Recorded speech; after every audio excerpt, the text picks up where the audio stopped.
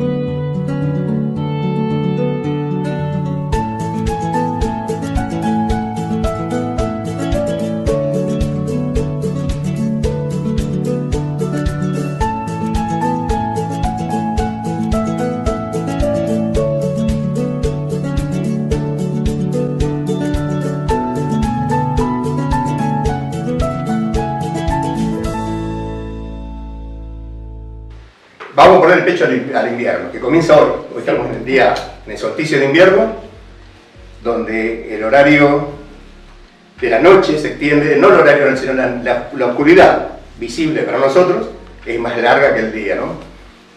Y luego poner calor a la nota del invierno, con gente que trabaja en educación. Recién estuvo María Magdalena, que trabajó toda su vida con chicos, y esta vez, la primera vez en Arquitectos Sociales, que vamos a entrevistar a una persona que dedicó su vida a la educación de adultos. Es una persona muy conocida, muy querida aquí en San Francisco. Su esposo Aldo, de bendita memoria, fue arquitecto social, formó la familia de arquitectos sociales, ya es uno de los primeros, si no en el primer ciclo en 2011, y bueno, partió hace poco tiempo. Son referentes de una familia referente de la cultura, del trabajo, del estudio, de compromiso social. Estamos aquí con Claudia Pioli. Claudia, un gustazo tenerte en Arquitectos Sociales. Buenas tardes. Che, qué lindo que juntarnos a charlar un rato. Me convenciste. Porque vos sabés que el primer interesado, ¿sabés que se trata del tema de educación de adultos? Era yo.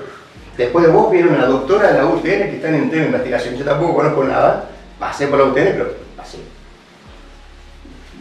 Sin gran lucidez por ese lado, pero queremos conocer al arquitecto, mostrar lo que se hace. En la educación, cuando decimos educación, uno se refiere para chicos, piensa que en los chicos, primaria, secundaria, pero también en adultos. Sí. Gracias por considerarme. Por favor, ¿cómo que no? ¿Cómo que no? Y qué especial que debe ser ese tema. Pero bueno, siempre en arquitecto comenzamos por la niñez. ¿De dónde venís? ¿Dónde estudiaste? ¿Dónde te formaste? ¿Cómo llegaste a elegir y a entrar en la carrera de docencia y a optar por los adultos, no? Nací acá en San Francisco. Bien. Hace 61 años. Y toda mi niñez la pasé en San Francisco. Bien. Estudié en la escuela, en el Instituto Inmaculada Concepción. Bien. El primario, secundario. Y con un grupo hermoso de mujeres, porque en ese tiempo éramos todas mujeres. Claro, claro. Que todavía somos compañeras, nos seguimos reuniendo, viajando, juntando. Qué lindo, es qué una lindo. maravilla, eso sí. Sí, una fraternidad Sí, muy fuerte. sí, es muy fuerte. Y bueno, después de haber, mi papá tenía joyería, yo trabajaba con él, trabajábamos toda la familia, siempre estábamos ahí. Después me fui a estudiar a Córdoba, a abogacía, estuve un año, no me convenció, me volví. Bien. Y ya estaba de novia con Aldo, nos casamos y seguimos ahí un poco trabajando ahí. Después yo empecé a coser para afuera. Bien. También hice muchas cosas. Y llegó un momento de la vida en el que veníamos así como complicaditos, mientras ya no estábamos en relación de dependencia, el año 2000 ahí que estábamos. Hubo una serie de cosas que hicieron que yo tuviera que cambiar el rumbo de mi vida y decidí ingresar a la escuela normal, al Bien. profesorado. Bien. Entonces yo soy producto de educación de adulto en cierto modo, porque yo hice profesorado con 30 y pico de años. Bien, bien. Claro, fue tu propia experiencia. Claro. La formación superior. Dije, bueno, ya tengo los chicos grandes, qué sé yo. Bien. Pero bueno, la vida me quiso poner otra piedrita hermosa piedrita porque en la mitad del primer año quedé embarazada de mirá vos. Silvana, que es nuestra última hija. Claro, y claro, bueno, el sacrificio se redobló porque no fue fácil. El embarazo, el estudio, los otros chicos, la situación económica, estar sin trabajo fijo algo, pero pudimos salir adelante. Terminé la carrera y Evelina en ese tiempo se enteró que yo había terminado la carrera y me dice, mirá, hay una oportunidad, ¿te interesa? Sí, claro. Así que yo terminé en octubre del 2001 el profesorado y en mayo del 2002 estaba ya trabajando entrando en la escuela Irigoyen a la noche. Bien, ahí funciona, y todavía ahora funciona. Sí, la escuela nocturna se llama Escuela Nocturna J. Iturraspe. Bien. ¿Por qué? Porque cuando fue fundada en la escuela Iturraspe. Bien. La escuela tiene 112 años. Increíble. 112 años. Entonces, fue fundada allá, circuló por toda la ciudad, mucho tiempo estuvo en la escuela Sarmiento, en la escuela 2 de Abril, y bueno, y no sabemos la fecha exacta, pero calculamos que 40 años debe ser que está acá en la escuela Irigoyen. Y desde el primer día que llegué ahí me entusiasmé muchísimo y tuve una experiencia muy breve en la escuela primaria común, pero no. Te hago una pregunta, en el caso de dedicarte a la formación formal, digamos, ¿no? De adultos, digamos, no es una capacitación de cursitos, sino que es una capacitación formal. ¿Es una carrera aparte de la que haces? ¿Te capacitan en tu carrera? En mi caso, no. Ahora, últimamente han venido muchas chicas interesadas que están cursando la carrera del profesorado a ver cómo es la escuela de adultos, porque hay como una pequeña espacio curricular como para pero antes no había, ¿sí? Entonces nosotros salimos con la formación necesaria para atender niños hasta 12 años. ¿Cómo te capacitaste para estar en el tema al frente del aula y luego de toda la institución? Todo lo que había de educación de adultos lo hice, lo leí, me fui empapando y con eso fuimos formando así como un piso, como un pilar donde después... Experiencia propia. Pero tengo entendido que pasaron el dato, estuviste armando unos congresos internacionales. Te capacitaste incluso. Viste que cuando uno, no digo joven, pero cuando uno, bueno, tenía 30 años, pero teníamos muchas ganas. Era un tiempo muy lindo para trabajar en educación. Era un tiempo muy lindo, había muchas posibilidades de hacer cosas. Y con una amiga de Córdoba, que es educadora de adultos, pero de secundario, le dije, che, si organizamos un congreso. Y bueno, empezamos a dar vueltas y lo hicimos en el año 2008, 2009 y 2010. Tres hicimos. Bien. Y tuvo una repercusión hermosa y que llegó a trascender la frontera del país. Incluso la UNESCO nos apoyó en nuestro congreso. Teníamos, en el último tuvimos el apoyo expreso de la UNESCO. Pero bueno, después la vida nos fue poniendo trabas, las cosas se complicaron, era complicado hacer certificaciones y decidimos... Hasta una organización que tenía que armar. Claro, la idea era formar a los docentes de adultos con temáticas que eran interesantes para poder dar clases realmente a las personas adultas considerándolo lo que son. Muchas veces nosotros decimos, ¿cómo puede ser que no vaya a aprender a leer y escribir? Yo cuando llegué dije, ¿cómo no van a aprender? Claro. Entré la primera vez, tenía una aula llena de hombres de mediana edad, que no sabían leer y escribir y fue un desafío enorme, por eso me puse a ver cuánto método había y en realidad con el tiempo vos descubrís que no es lo que vale un método específico, sino estar sentado con la persona, conocerla, ver qué posibilidades de trabajo tenés con él, cuáles son sus expectativas, cuáles son sus sus posibilidades y en base a eso preparar específicamente un plan de trabajo para que esa persona pueda, digamos que medianamente... Lo vas personalizando. Es que la educación de adultos es personalizada. Vos en un nivel, vas a un primer grado y sabes que son todos niños, algunos pueden saber leer, otros no, porque algunos son más motivados que otros, o porque tienen ya esa forma de ser, que son curiosos, que aprenden muy rápido. Pero con el adulto vos vas y tenés un chico de 20 o de 15, como una nona o un nono de 80 y pico, y vos no podés enseñarle de la misma manera. Bien.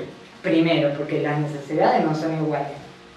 Y porque la experiencia de vida le ha dado a esa persona mayor herramientas que el más joven no tiene.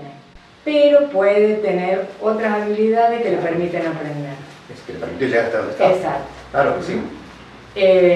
Y además, esa persona mayor normalmente va a hacer el primario porque tiene ese sueño que traíamos, nuestros mayores traían como marcado genéticamente que el estudio era lo más importante. La herramienta de progreso, de movilización social. Tal cual. Y el reconocimiento. Y entonces, tal vez es solo, su afán es solo terminar el primario, tener ese título añorado. Pero el joven tiene que pensar en seguir más adelante. Claro.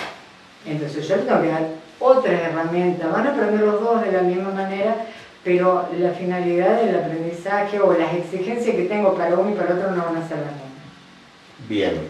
Uno tiene que continuar, dar herramientas para estar. Y el otro llegando ahí ya va a estar realizado. Y te aseguro que la persona mayor aprende...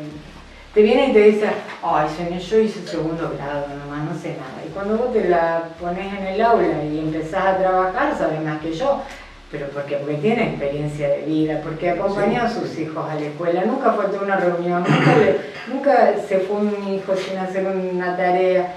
Y todo eso va quedando y dice, ay, yo no sabía que podía hacer esto, yo no sabía que ya sabía, Bueno, es ese ayudarle a descubrir que ya saben algo que no quieren saber.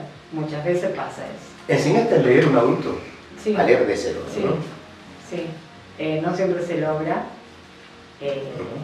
A veces se logra llegar a una etapa en la que van balbuceando las palabras. Bien. Llegan las vacaciones y vuelven otra vez a cero. Entonces es en algunos casos, ¿no? Bien. Los casos más graves, digamos. Entonces volver a iniciar, y otros no, otros aprendieron y salieron, la mayoría aprende y tiene muy buena proyección. Qué lindo, ¿no? Realmente qué satisfacción debe ser cuando ves que va avanzando, que esa persona adulta que está buscándose ese reconocimiento para él mismo, al llegar al séptimo grado, al llegar a tener el título primario, que muchos países en el mundo no lo tienen, ¿no? Porque Argentina tiene una capacidad bastante importante en cuanto a educación. El analfabetismo sigue siendo un problema a nivel mundial, ¿no? Sí. En algunos países es tremendo. A mí me llamó mucho la atención en la Confintea, donde cada país, la Confintea es la Conferencia Internacional de Educación de Adultos y es la reunión más importante donde todos los países están representados. Bien. Tuve la oportunidad de participar en 2009 en Belén con mi amiga Sonia, que hacíamos los congresos. Sí. Y escuchábamos, por ejemplo, a la representante de Irlanda y de Japón, que son los que más me llamaron la atención, decir que el analfabetismo en su país era un problema grave. En Japón. Lo mismo dije yo. Sí. Como teníamos traductores, me acerqué a esa persona y le dije, ¿cómo puede ser que ustedes digan que en Japón hay problemas de analfabetismo o en Irlanda, que son países...? No, me dice, el problema con los nativos no existe. El problema es la globalización, que hace que lleguen muchas personas de otros países a poblar Japón y esas personas no aprenden, no saben el idioma y ellos consideran a eso como un problema de analfabetismo. Bien. Bien. Ahora me cierra el problema es que no me cerraba el tema. Claro, a mí tampoco me cerraba. Pero fíjate cómo tienen en cuenta que la población no es solo el nativo, sino también el que se incorpora como inmigrante. El que se incorpora como inmigrante también incide en la problemática sociocultural. Sí, se suma la cultura. No sabe hablar, no puede a lo mejor trabajar, no puede estudiar. Claro. Entonces, bueno, es una visión distinta a la que por ahí tenemos nosotros. Claro, realmente, porque vos recién hablábamos de tu hija más chica, Silvana, que está en Australia. No, Belén es la que está en Australia. Bien. Y decir, bueno, hoy te formás acá, estudiás aquí, primaria, secundaria, terciaria, universidad, y la globalización te lleva a esto, que de pronto tengas que instalarte en un lugar muy distante a tuyo, una cultura muy lejana, muy distinta, y claro, ¿hasta qué punto no hay que ampliar un poco el abanico de la cuestión del analfabetismo, de la capacitación, de todo este tipo de cosas? Porque en algunos lugares comenzás como de cero, ¿no? Si bien una educación superior te va a dar herramientas para poder enfrentar. Bueno, ellos son ingenieros, entonces tienen unas puertas abiertas en muchos países. En cualquier parte. En Australia, en Dinamarca, que son los dos lugares donde ella estuvo, llegó y enseguida consiguió trabajo. Cuando se fue a Australia ya había conseguido trabajo desde acá, desde irse. Claro, pero me refiero que el estudio es básico y el idioma, que bueno, que conmigo eso no fue, porque nunca me amigué con el inglés y eso me cerró algunas puertas también, porque en el ICAE me decían, Claudia, aprende inglés, que te queremos acá con nosotros. Bueno, yo tenía una familia con chicos, no me podía de pronto pensar tanto en expandirme profesionalmente, porque total lo que tenía acá era bueno, me gustaba, pero la prioridad es mi familia, ¿no? Claro, el ICAE fue muy importante para mí, formó parte muy importante de tu capacitación profesional. ¿Qué es el ICAE? Mira, son cosas que existen y nosotros no sabemos. Nosotros cuando hicimos los congresos buscábamos en la educación de adultos y encontramos en Uruguay el ICAE y nos comunicamos con ellos. Si nos querían apoyar, que queríamos hacer un congreso, y enseguida nos dijeron que sí, y nos mandaban gente a disertar. Bien. Después nos invitaron a participar de Confitea en Brasil, en Belén, y a partir de ahí quedamos como enganchados, y cuando había alguna actividad así importante, nos permitían participar. Yo gané una beca que había presentado un proyecto de... Como a mí me gusta la fotografía, había presentado un proyecto, mostrar imágenes, cómo era la educación de adultos en Argentina y en Latinoamérica, porque trabajaba, primero yo lo pensé en Argentina, pero después me uní con un chico que vive en Brasil, que es antropólogo, educador de adultos también, y entonces hicimos de Latinoamérica. Bien. Y ese proyecto ganó y nos fuimos a Malmo a presentarlo y a participar de la conferencia internacional en 2011. Claro, tenemos algún problema en el país. ¿En qué lugar está más acentuado este tipo de problema? No te podría dar ese dato. Ajá, bien. Es muy claro. No hay encuestas. Hace mucho tiempo que no hay. Debe ser un tema que se debe. Cuando yo empecé a trabajar, teníamos un pequeño gráfico con la cantidad de analfabetos. Hoy no, yo no lo encontré, hace mucho tiempo que no encuentro esos datos. Si bien en los censos se toman esa pregunta, eso, pero vos viste que estamos recontratrasados con los datos de los censos. Pero están apareciendo los censos, pronto ahora del último censo, hace 5 años atrás. Ya sea por la pandemia, sea por una cosa por otra. Todo desde el 2010 hasta el año, hasta los últimos años de Es increíble. Y además porque la falta de educación en los adultos tiene responsables políticos de una forma u otra. Esto no. Pero además influye en la sociedad. Una sociedad educada es una sociedad que tiene mucho más posibilidades de progresar. Yo siempre digo a mis colegas, no hagamos perder tiempo a las personas que vienen a la escuela. Nosotros no somos educadores de niños que por ahí le podemos dar alguna actividad recreativa, pero el adulto viene a aprender a leer y escribir y si ya sabe leer y escribir, como a reacomodar sus aprendizajes para poder iniciar el secundario o completar lo que le falta, ¿no es cierto? Bien. Entonces, no lo podemos hacer por el tiempo porque vienen de trabajar todo el día. Algunos hacen changa, otros están en trabajo fijo, otros hacen guardia,